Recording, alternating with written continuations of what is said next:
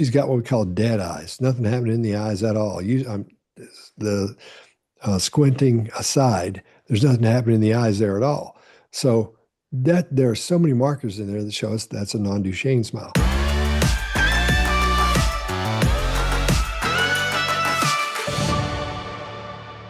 Hi, all. Welcome to Reading Royals with body language expert Scott Rouse. I'm Kinsey Schofield. Reading Royals brings history, headlines, and human behavior together in a way only Scott and I can. We go beyond palace press releases and carefully staged photo ops to look at what is really being communicated. Scott, I know you've missed our girl, and today is a bit of a Meghan Markle extravaganza. Okay. We can do But that. she's been quiet for a minute, right? We haven't seen her. Truly, this is like what we do. We cover body language every week, and Megan's been a little MIA unless you acknowledge the beachside pictures of her rump. Yeah. Ugh. But like we said before, she will disappear because of all the bad stuff going on. She don't want to be lumped into that, grouped into that. So that Yeah, makes total sense. she wants to be MIA when Harry's being hit with fail after fail. Yeah. Well, I was surprised to see Meghan at an LA screening of Cookie Queens this week, a documentary about Girl Scouts. Harry and Meghan executive produced this, but you're from the entertainment industry. You know that means that like they just threw some money at it so that they could have their name associated with it. So I don't want to give them too much credit when I say that Harry and Meghan executive produced this. But she Yeah. was talking to the crowd about some advice Prince Harry gave her on zooming out on tough days.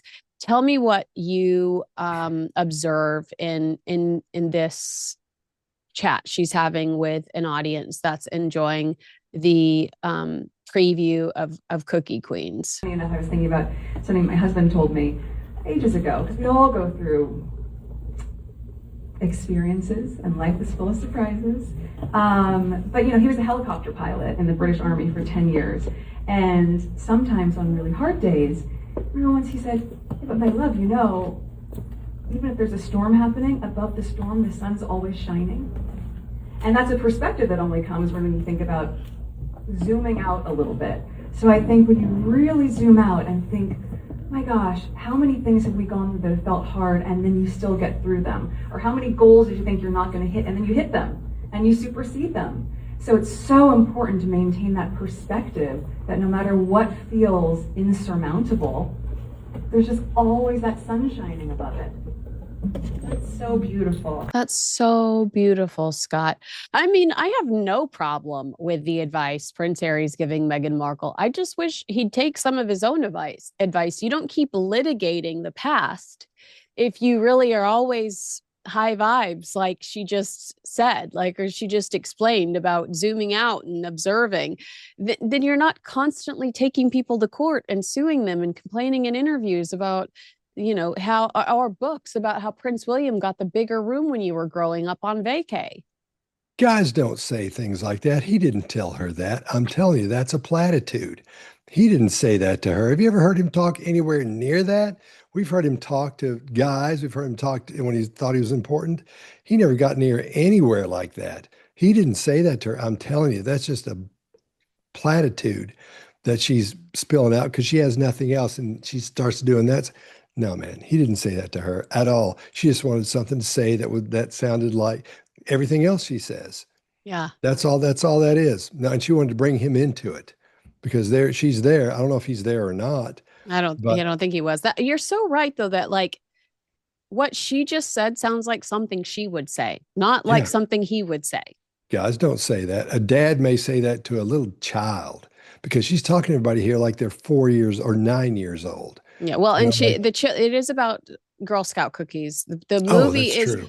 The movie is for adults about Girl Scouts, so that might be a little bit, but the movie's for adults. It's not for children. Oh, okay. Well, then there you have it. I don't think he said that to her. In fact, I'll bet you $1,000 he didn't say that to her.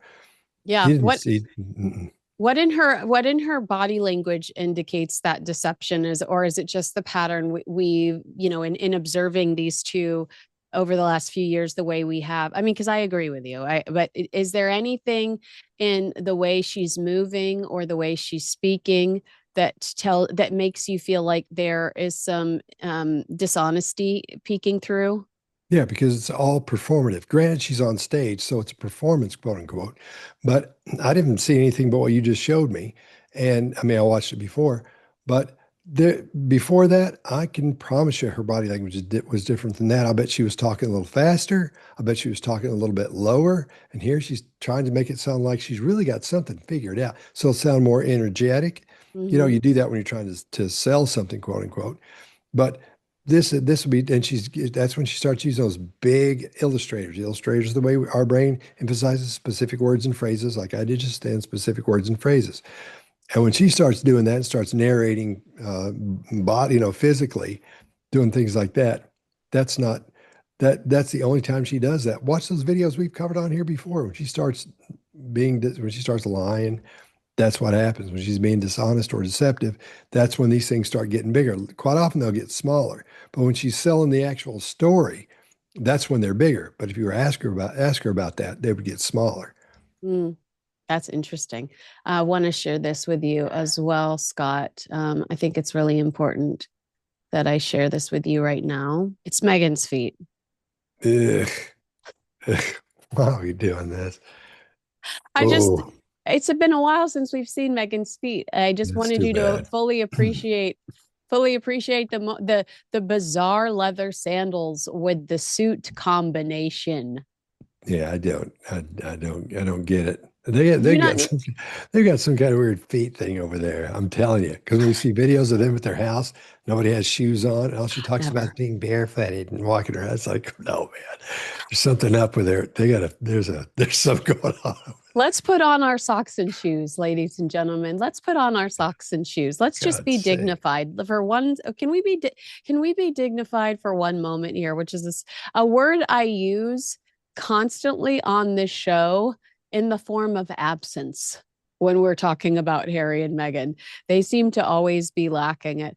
Well, I know that I gave you quite a bit of a jump scare earlier this week when I littered your inbox Oh, with yeah. Meghan Markle video. Meghan made an appearance as a guest judge on MasterChef Australia on July 26th. The episode was filmed during her April trip to Australia, where they did a really bizarre mix of attempting fake royal engagements with charity ventures, and they received a lot of pushback for that. You know, Scott, some said in this video that I'm about to show you as she's preparing to enter the set, she seems nervous. Take a look and tell me what you think, because I'm curious to know what your opinion is here as they as they welcome Meghan. Please welcome to MasterChef Australia, the Duchess of Sussex. Oh my God. No. Meghan Markle!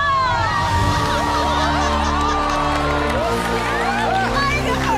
What is happening?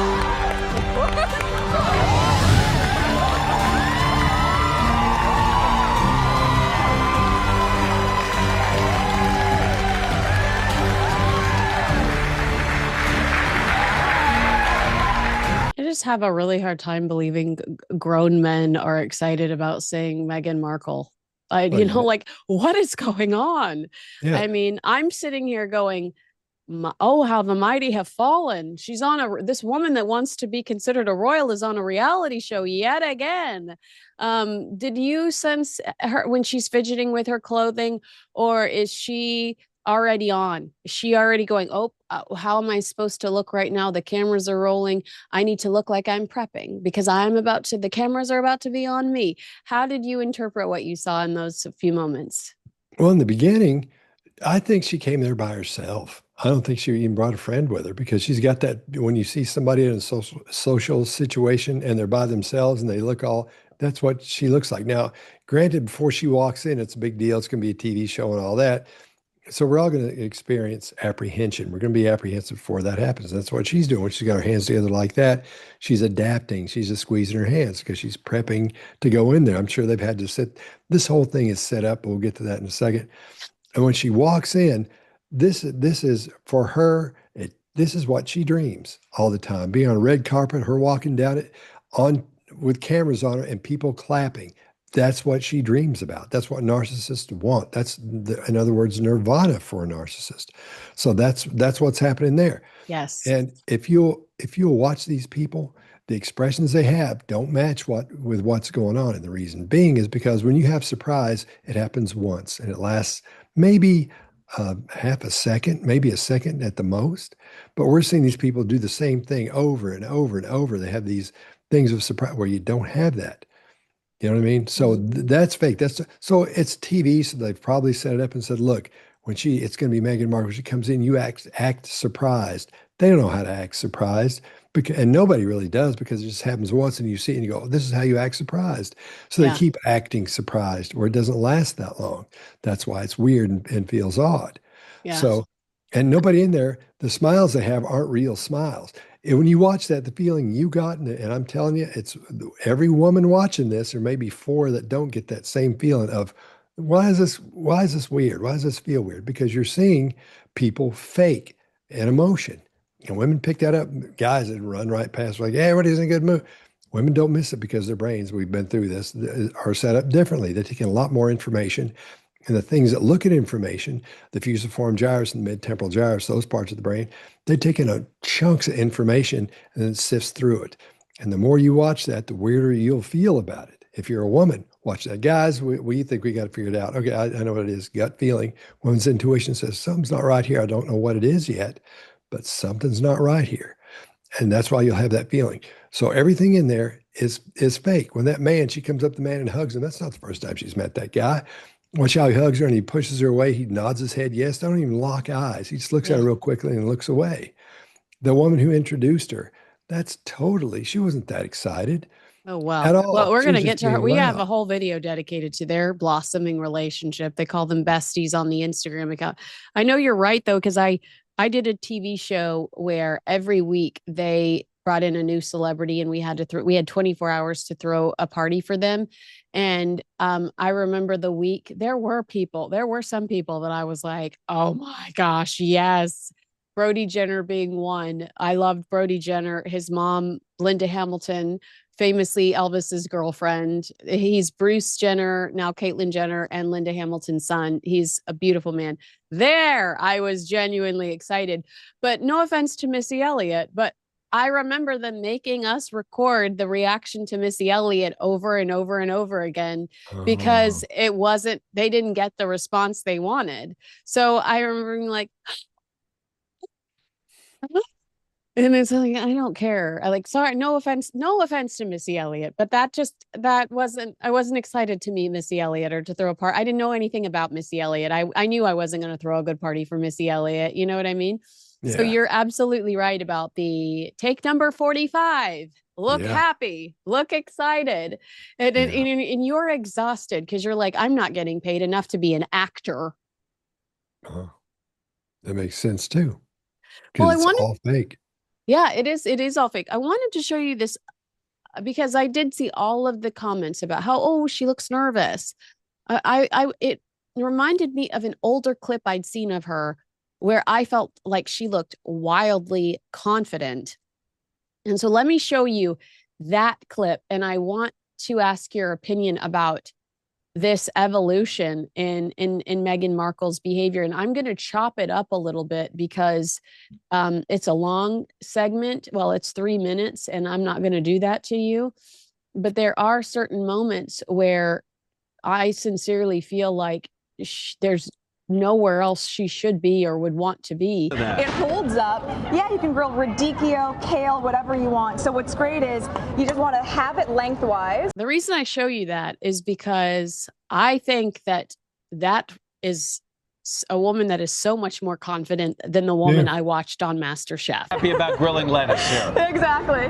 Do a little bit of olive oil all around here. She's confident there. She's not trying to, when she puts the olive oil on, she's not telling you what she thinks about the olive oil and the way she's doing it and why it's wonderful. And she says, hey, let's put some olive oil on here, and then we'll put on some salt. We'll go over here. You're seeing her when her star is rising. So that's another thing as well. This is fairly authentic, I think. I don't think there's much going on in there that says that she's, She doesn't have that fake smile on her face, nothing.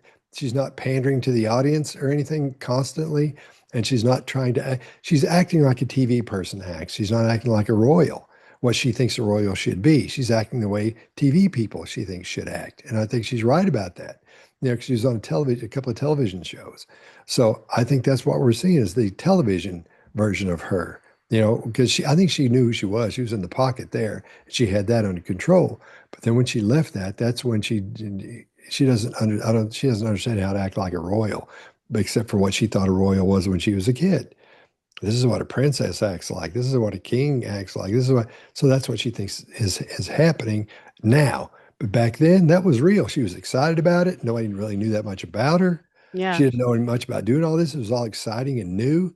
And she wouldn't have to come out with these platitudes everywhere, telling about how wonderful the olive oil is and something about the chicken. Wait. I'm so sorry to disrupt you, and to interrupt you, but what you said something like right off the bat that I don't think you really caught on to. Meghan spends With Love Meghan almost its entirety having people tell us why she's so great. And she even herself talks about why what she's doing is so great.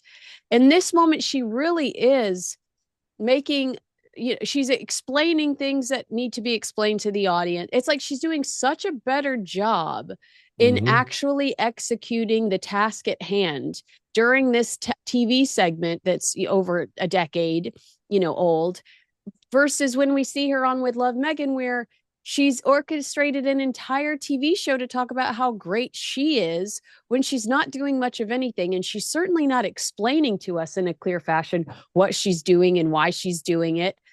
I mean, it's the lack of telling us how great she is, maybe, that really stood out to me. It's about what's in front of her, not about her. Yeah, she's in the moment. She's in the moment. She's doing what she's supposed to be doing there. And it's not about her first and then those things. She's like, here's how I do this, and gets in to start doing it. Not here's why I'm doing this, because I think so-and-so. Gives it what she thinks.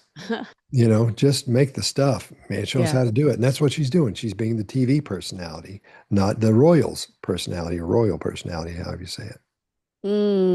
Yeah. I mean, I just liked whatever that version was, whoever that, I mean, I joke all the time. We have no idea who Meghan Markle is because there are so many different versions of Meghan Markle out there. But I liked whoever that was much more than the person we've been dealing with for the last 6 years. Yeah. And everybody has that for their baseline of behavior for her, that I think the people that still like it, because they think she's still in there. That's who she really is. I remember feeling this way about her. She's still in there, and she's not still in there. She's not still in there. And I also think her fan base is committed to the us versus them narrative. And I think that they were sinister and clever in the way that they began the narrative. I would have never done it. I would have never advised it because I don't think there's any coming back from it. But they were sinister and clever in the us versus them narrative that they built, where they accused the royal family of racism. Because if you believed Harry and Meghan's accusations, there's no going back. You can't forgive the royal family for that behavior. And you are invested in Harry and Meghan's success because you believe that Harry and Meghan's initial accusations, which Harry specifically walks back and says it's unconscious bias. I never said anybody was racist, lies. But I do think that was sinister but clever because they built a really aggressive fan base on, in my opinion, something that's not true about the royal family. Yeah. Well, that's the way mass movements work as well. They're oh, you won't get into that. That's so boring. Well, no, I know what you're saying. That's it, it's the way cults are built. You create a cause. You create a cause and people rally around that cause, and it makes people incredibly passionate. But that's a difficult world for the royal family to navigate because there are some people, despite people like me trying to educate them, there are some people that are still convinced that the royal family is racist because Harry and Meghan weren't initially challenged during the Oprah Winfrey interview that we spoke about last week. Yeah. There's a book called The True Believer by a guy named Eric Hoffer. And it's about fanatics and how you can actually what happens, how they become groups and things like that. And you can look at that and say, well, I could probably do something like that too, since I have that understanding. So it breaks it down for you, it doesn't break it down for you to be a cult leader or anything. He explains what fanatics are, fans and fanatics. So once someone gets that belief in them, they want to believe that, not because it's some narcissistic thing. The people that are pro Meghan, they're like me and you, except they're just pro Meghan. You know, they believe that. They believe that's true, and for them it is true, and they want it to be true. You know, Have we discussed this before about Taylor Swift? How one of the reasons that she has such a passionate fan base is because there's always a villain, whether it's Kim Kardashian or Joe Jonas or John Mayer or an ex-boyfriend. And I'm not saying this in an insulting way. I love Taylor Swift, but there's some science behind why her fan base is so fierce, that they feel like they're constantly having to protect her from somebody, from a new villain. Yeah, because when you're a musician like that and you're singing songs you've written that people identify with, your enemy becomes their enemy. Yeah. So these songs that are about, you know, whoever the song is about, and people see, oh, I know what happened there. Jake Gyllenhaal, we're talking to you. Yeah. So it's sort of a jumping off point to this bigger thing now where you've met your person, now you're married, and everything's going to be great. So you get to follow them as through your life as they're going through theirs. The Beatles kind of did something like that too. Musically is where they would change with whatever was happening. And so what Taylor Swift does is she's gone from being the kid and, oh, I've got a boyfriend and we're fighting and all that. And these girls are growing up now into women and felt the same things. They went through that with her. So they're diehards, man. They're never going to go away. Yeah, you know, we are powerful. Yeah. I mean, I'm not, you all, if you just marry Justin Bieber, man, I think that would be perfect for you. it would have been, but I also love Hailey Bieber, his current wife. So Oh, you couldn't do it? I will settle for just being a fan of the couple. But I should have. You're right. I absolutely should have married that young man. All right, let's jump into the next clip. And I have been dying to hear your response to this. Okay. Prince Harry made a surprise puke in your mouth. Surprise is an insult to our intelligence. FaceTime call to Meghan during her guest appearance. The unexpected moment, LOL, occurred mid-episode while Meghan was tasting dishes alongside her fellow culinary experts, even though she kept calling them cooks, which I didn't think was very I felt like that was kind of like dismissive of cooks. I was like, oh, I feel like I would have looked at the hierarchy of how you refer to some of these people before just throwing the word cooks out there. But the production crew member walked onto the set with a mobile phone, informing Meghan she had an incoming call. Upon seeing her husband's face, Meghan answered saying, "Hi, my love. Let's take a look." Is this supposed to be her phone or somebody else's phone? Well, let's discuss this on the other side. Okay. Let's take a look. I'm not even going to commit to the whole thing. It just feels so ridiculous to me. We've had a phone call to studio. Hi, my love. Hi. Oh, my husband's here. Hi.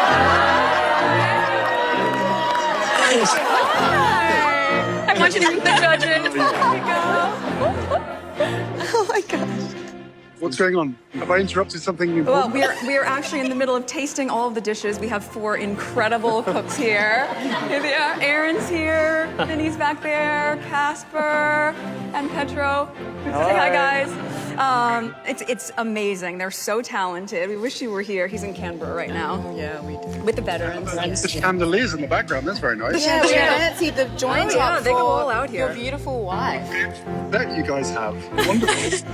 I wish you could try this. These dishes are fantastic. That one guy, it's the second time he sees something crazy he can't believe. He couldn't believe she was there. Now he can't believe that he's on the phone. Let me ask you this. Whose phone is that? Thank you. Yeah. And why does it have a connection to somewhere they can record unless it's being recorded on her phone? But who set the recording up before they handed her the phone and didn't say, hey, look, it's your dude. I've got on record. So this is So fake. And Okay, she well, was, she's a woman that grew up on the set with Married with Children because her father was an Emmy award-winning lighting director for, live sets. So grew up on General Hospital, grew up on Married with Children, where cell phones weren't necessarily accessible at that time. That's an older that I do agree that, that's like brick phone probably time when Thomas Markle was working those sets. However, she spent 7 years on Suits as one of the as a supporting character on an hour-long television show. That's probably 12 to 15-hour days you're spending on sets, and you're trying to tell me that your phone wasn't turned off. Having that history working on sets, you're trying to tell me that your phone wasn't turned off, or that you wouldn't know better. I mean, we also talk to me about what we know about her from a control freak standpoint, and from maybe even a narcissism standpoint. Wouldn't you be livid if you were having a big TV moment and your husband had the audacity to interrupt a live broadcast, or your live video recording to just say what's up? not if it was my idea, I Ex- wouldn't, So think about it that way. I don't think they said, here's what we'll do. We'll have him call in. No. She said, if you want, I can have him call in. Oh my gosh, that'd be awesome. She's trying to impress these people. Keep in mind what's happening here. It's not all just kissing her hind end, because what does she have other than what she had, which she doesn't have anymore, which is the reputation of, oh my gosh, there she is. She doesn't have that anymore. So she's going to be offering up all kinds of things. And I'll bet you anything, I bet another $1,000 that was her idea. Because she's not going to say, what is this? Her value is her husband. Her value is who she married, not something she accomplished. Because to your point, that Today Show hit with Matt Lauer is the beginning of at the early stages of her career, and it never really took off. That's right before she meets Prince Harry and starts dating Prince Harry. And this is her dream. This is what she wants, these types of things. And she realizes that she hasn't put in the work to justify her being an authority in the space. So she has to call in the big guns, being her husband, whose DNA makes him relevant. Yeah. I can't add anything to that. You're right. What am I going to do? I could pretend, but I'm not going to do that. Just say, you tell him, girl. You go, girl. Yeah, I got to be cool. You do have to be cool, but can I just say that the comments were so sweet to you last week when you were talking about your hair? You were joking. You're very self-deprecating. No, look at it. About your hair loss. All the comments were like, Scott is so handsome and he doesn't even know. We love Scott. Oh my gosh. No, your girls love you. Your girl, take it. All right, let's jump to, you mentioned the over-the-top introduction to Meghan. Well, the producers and social media team of MasterChef do want us to believe that there is some sisterhood, some big form that's bonding, or that's happening behind the scenes, a bonding moment between the host and Meghan Markle, because they produced a bestie video for us. So let's take a look at said bestie video. Do you want to go into the pantry? It's amazing. I would love to see Come the pantry. Yes. It's dreamy. A dream. These are all kind of sorted into different cultures. Wow. Yes. I just love some of these flavors I haven't even heard of, like wattle seed. Oh, have you had it? No. You would love it. Some edible flowers. Edible flowers. Love that. Wow. Proteins. Wow. Cheese. This is a cook's dream. Isn't it amazing? It's a dream. I'd love to cook in here. Next time. Okay, Meghan. I've got a little treat for you. Oh. Come with me. A treat? Yes. So, we heard this story that the last time you came to Australia, you asked to borrow a kitchen to make banana bread. Yes, we went to see a family in Dabo. So, I've kind of made my own version of it for you. Okay? So thoughtful. Thank you. So, I've done a little coconut and banana and date number. Oh my gosh, thank you. You're welcome. That is so sweet of you. This is so thoughtful. I'm going to be so feral right now because when we do the time calls, we have to yell really loud. All right. So just be ready for it. I'm going to be like a foghorn, okay? Ignore. Copy that. Pretend you're at a fish market. It's all good. Okay. So Ew. yeah, that is they're like over the top crushing on Meghan. I mean, it is a good get for the show where, we talk about the entertainment industry all the time. There's no doubt that this is a good get for that show because Meghan should think that it's beneath her, but she is so desperate for any sort of positive attention. And what did she just get? That woman going, I made you this banana bread. Oh my gosh. She's getting the butt kissing that she knows and loves and so desperately seeks right there. Ugh. I mean, we'll watch that. And then I have another question off the tail of the next video based on the observation of two. But what's your reaction in general to that? Is that authenticity from Meghan? Is she really grateful? No, no. Notice when they walked into that where she was showing her all the vegetables and the oil and all that stuff, olive oil. She's been there before. Watch how she approaches it. There's no interest there. She's not looking at things in depth. She just looks at it as a whole and then moves on. The only thing she talks about is some olive oil over there. I think they walked. I think what they do is they'll walk you through the situations. Here's what we'll do when we come in here. You'll go over here, as you probably know. So no, that's not real. That didn't feel authentic either. But it's doing that thing. It's following that template that shows like that follow, and you expect that Yeah. feeling. I don't know. I would feel like I was talking down to people watching if I was the person who was putting that show together. No, well, that's because you have a soul. Yeah. That's because you have a moral compass. That's because you have a soul.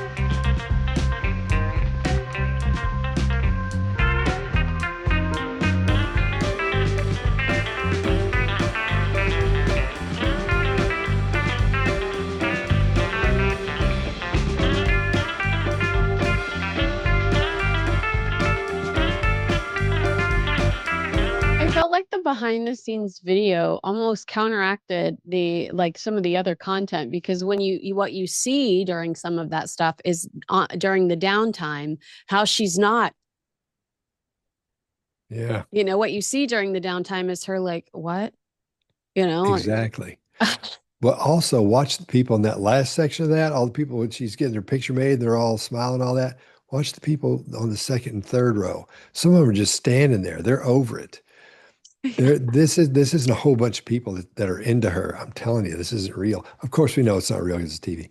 Yeah. But still, if people watching this, if you go back and rewind that, you'll see those people in the background. Not all of them are smiling. I think there's one little fellow back there that's just got blank stare on his face. In the very back row, there's a taller guy, I think a brown-haired guy, and he's just looking as well. There's not much going on from the second row back. But in that front row, man, they're all on. But not from the second row back. I think they're done with it that day. I think if I'm on this show and my objective is to use this opportunity to blossom in my career, I'm frustrated that someone with little to no authority in the cooking space, in the culinary space, is standing between me and my dream job and my dream life. We've discussed that this is what Meghan wants, that this is what Meghan's wanted throughout the years. And right before she meets Prince Harry, I believe it's in Tom Bower's Revenge, he talks about how Meghan was taking meetings with agents and agencies trying to sell a cooking show or a traveling cooking show where she was the host. So this is in the wheelhouse of what she was trying to create, the lifestyle she was trying to create for herself before she meets Prince Harry. But again, my point is that she's never done the due diligence to prove why she belongs there.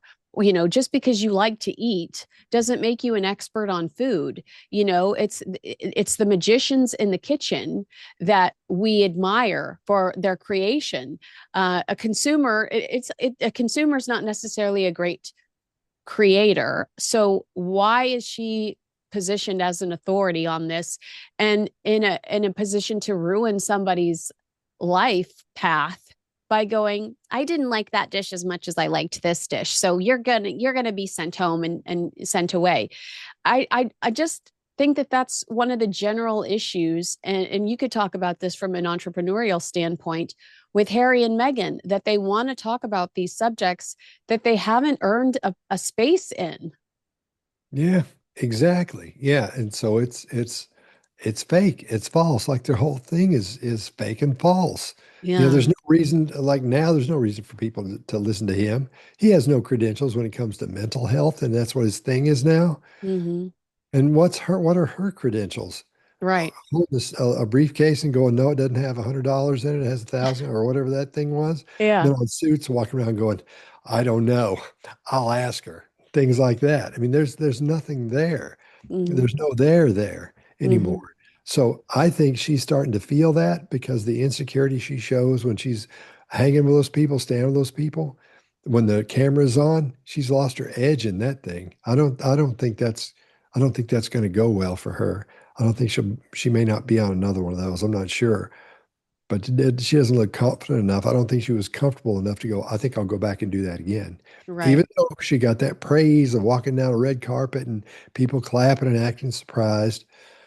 I don't think it's the first time she walked down that carpet either. If you'll notice on that first video we watched where she's walking in, it shows the side view of her walking, then it shows her walking in. Those things aren't locked up time-wise. Mm. When you're doing a TV show, you'd make dang sure those things. You've got a guy or a girl or a woman that goes, okay, we need to lock these Right. in time. So the steps are the same thing. They're not. Yeah, One of they'll them, she's tell you to walking hear a faster. certain song in your head, like Yeah. staying alive, so that your steps are the same every time you walk in, or like, yeah, you're given Yeah. very specific direction, so, because that helps the editor down the line when it's time Yeah. to sit and cut these pieces up. And those are different. Her entrance from, or look at her from the front, and the one from the side as she's going in, those are different. Yeah.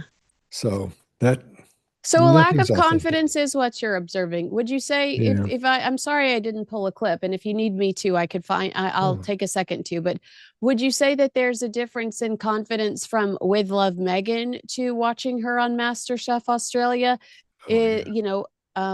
I never thought she looked confident on With Love Meghan. I thought she looked like she knew she was getting away with something because she had no business being there. Yeah. And it's worse here. Uh, It's Huh? worse here. This isn't what I think something's happened in there that day where because her, I don't want to say Megan Sparkle or whatever it is, but the The thing she Markle has where Sparkle? The Markle Sparkle? oh, did you just think that up or is No, that something everybody no, knows that's about me? something that was coined. They say that the British tabloids were always racist and horrible to her, but Markle Sparkle was what the tabloids all said. Oh, the Markle Sparkle. So the Okay. tabloids actually loved Meghan Markle when she entered the British royal family. Okay. Well, there's The something, Markle Sparkle's not there. yeah, there's there's an issue somewhere in this situation because you can see it on her when she's coming through that kitchen, the behind the scenes things, that was real. I don't think she'd been through that kitchen before. I think maybe that was when she was first getting there or something. Can I make a suggestion to you? Yeah. It could be something bigger than this, obviously. Like, while she was in Australia, she started getting called out for wearing clothing while meeting with sick children and people that Yeah. survived or had family related to a terror attack in Australia, and then immediately publishing those photos on an AI app that she's an investor in to try to sell the clothing she was wearing and get some sort of fee for shilling these clothing. I mean, she did get reprimanded while she was in Australia for doing that. So maybe that was that day. However, there were also two issues that might have ticked her off behind the scenes. One was reported by Page Six that, somebody makes the joke, well, we've had kitchen royalty or MasterChef royalty, but this is the first time we've had real royalty. And the Page Six story was that her team specifically said, stay away from the word royal because it could tick off the palace. And then when she introduces her, you'll notice she was like, the Duchess of Sussex, Meghan Markle. And throwback to when Meghan corrects Mindy Kaling during With Love Meghan, I'm not Meghan Markle now. I'm Meghan Sussex. And that was a huge cultural moment. And so I'm wondering if she's a little pissy because they called her Meghan Markle instead of introducing her as the Duchess of Sussex, Meghan Sussex. So there are some things for you to stew on. If you really think that something's happening in the background that's making, because I do think she looks a little deflated, a little defeated. Yeah. There's something there's an issue in there somewhere for her. And then the hairy crutch, needing the hairy call, the hairy crutch. Oh, that's what she does everywhere she goes. She's got that in her pocket. And when she's trying to impress these people, get them to like her, she has to give them something. Back to our first clip where she brings up Prince Harry out of nowhere in a fashion that we don't think is authentic or legitimate at all. Always bringing it back to him because he's what makes her important. Exhibit A, Your Honor. We're just the smartest looking. We're just the smartest crew. Look at us. I know we can get this war stopped. Yeah. Let's talk about doing that next. Yeah. Well, that's a call we can have offline. Okay. We won't do that over Zoom. We won't do that in the middle of our Meghan Markle dissection. Any other observations you'd like to make before we call it a day? If you want to talk briefly about when she was wearing that white suit sitting there, yeah, you sent me that still. Yeah. Oh yeah. You went to the feed on that one. That's a fake smile. That's a horrifically fake smile. It's a non-Duchenne smile. And if you look at that picture, if somebody's watching, if y'all are watching this, want to see what a true fake smile is, and I'm not just being smart. You want me to pull it up? Sure. Yeah, I'll pull it up right now so we can. I'm going to be honest. I was trying to show you some feet, but you're gonna be serious now, and I respect you for that. So let's take a look at the picture Scott is referring to. Let's take a look at. Everybody always talks about how, I can tell they're smiling for real because we see them squinting, and that person's squinting. Well, I can squint, you can squint, anybody can squint. But when you squint, your eyes go up like the eyes come together like this. They sort of flatten. But when it's a real smile, it's your brain doing it, so it comes in at an angle. The squint does. It comes in a little bit like that instead of like that, because anybody can squint. Also, there's this little area down here called the ocularis oculi. Right in here, those things are being pushed up. They're not being pulled up by the brain because that muscle works differently when you're doing it than when your brain goes, we're smiling, and it pulls them up for you. That's what causes that squint as well. And then you look at this here, these little section here that's supposed to come out really deeply. It's not very deep in there compared to the way she usually smiles when she's smiling a real smile. Also, she's got what we call dead eyes. Nothing happening in the eyes at all. Squinting aside, there's nothing happening in the eyes there at all. So that there are so many markers in there that show us that's a non-Duchenne smile. Also, when you smile, this part of your mouth here, your lips will come up a little bit. Hers are just going down to the side and almost down a little bit. And you'll notice that her nostrils are flaring a little bit. People, when they are fake smiling, their nostrils will open up a little bit. Why? I don't know. I don't know there are no studies about why they do that, but they do that. So you'll see their nostrils flare a little bit as they're showing a bunch of teeth. And that's why that smile looks so odd on her. That's so funny. When I saw that picture of her, I thought she looks exactly like her dad, Thomas Markle. That's what my observation was. But your observation is much more fascinating than my observation. Well, agree with us, disagree with us. Let us know in the comments below. Make sure you like, subscribe, and share this video with a friend. And I hope you're subscribed to my friend Scott Rouse. I am. I'm staying on top of all Scott's content. You've been doing some fun political stuff lately too. That I've it's actually been the only political news I can stand lately because it's just too much. The real world is too much for me, Scott. Yeah. So please go subscribe to my friend Scott Rouse on YouTube, where you can get fascinating insight every day. Yeah, trying to get something out every day now. You stallion clips and all that. Yeah. Way to go. Oh, and your new clips channel. So go subscribe to Scott Rouse's new clips channel as well, so you never miss a beat. All right. We'll see you guys again next time. Thanks so much for watching. We enjoyed your company.